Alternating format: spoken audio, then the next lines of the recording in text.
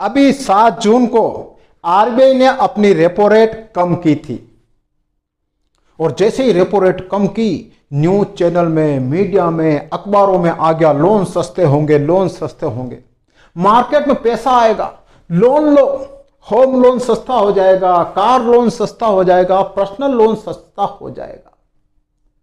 अब ये repo rate कम करने से लोन कैसे सस्ता हो जाएगा? ये रेपो रेट क्या होती है? ये रिवर्स रेपो रेट क्या होती है? लोन से इन दोनों का क्या संबंध है? आज हम जानेंगे। बहुत से बच्चे और बहुत से बड़े लोग भी इसमें बहुत कंफ्यूजन में रहते हैं कि सर ये रिवर्स रेपो रेट क्या है और रेपो रेट क्या होती है। इन दोनों के बारे में अपन जानेंगे। देखिए,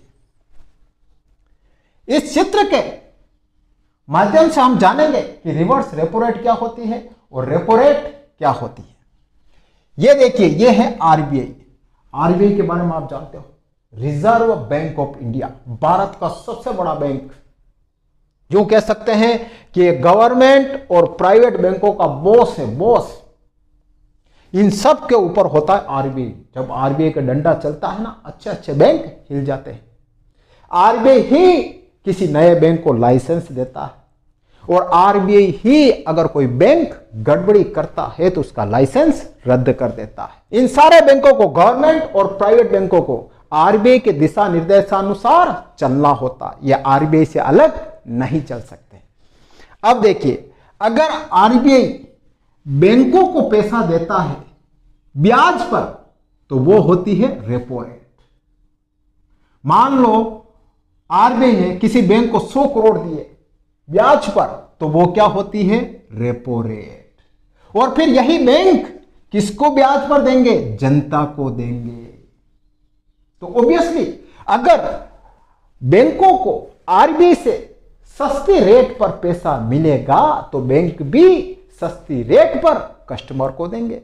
क्यों? क्योंकि बैंकों को भी कम ब्याज पर पैसा मिल रहा है आरबीआई से, तो बैंक भी कम ब्याज पर लोन कस्टमर को देंगे। सीधी सी बात है। कभी कभी ऐसा भी होता है, बैंकों के पास ज्यादा धन हो जाता है, लोन लेने वाले कस्टमर कम हो जाते, अच्छे कस्टमर कम हो जाते, बैंकों के पास ज्यादा पैसा आ जाता है, तो ध्यान रखना, बैंक क्या करते हैं? वापिस आरबीआई में जमा करा देते हैं। क्यों?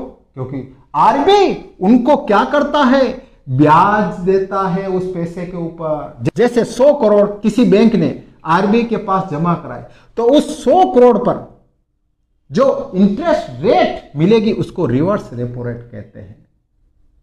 मतलब बैंक आरबीआई के पास एफडी करा सकते हैं और उस एफडी पर मिलने वाले ब्याज को रिवर्स रेपो रेट कहते हैं।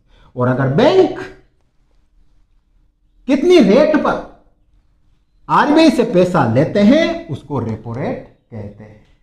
मान लो आप इसको ऐसे समझो कि हम सब जनता हैं, हम अगर बैंक से लोन लेंगे, जैसे पर्सनल लोन लिया, कार लोन लिया, मकान लोन लिया, तो उस पर जो इंटरेस्ट लगेगा उसको कहते हैं रेपो रेट।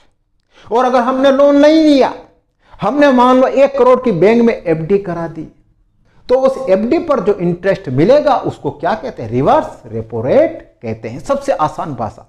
और अभी हाल ही में आरबीआई ने रेपो रेट 5.50% की है।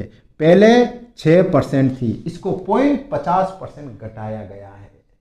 और आरबीआई की रिवर्स रेपो रेट 3.35% है। मतलब बैंक आरबीआई के पास पैसा जमा कराएंगे तो उनको 3.35% की रेट के हिसाब से ब्याज मिलेगा। और अगर बैंक आरबीआई से पैसा उधार लेंगे तो उस पर आरबीआई ब्याज लेगा 5.50%। यह हो गई गणित। तो यह होती है रेपो रेट और रिवर्स रेपो रेट।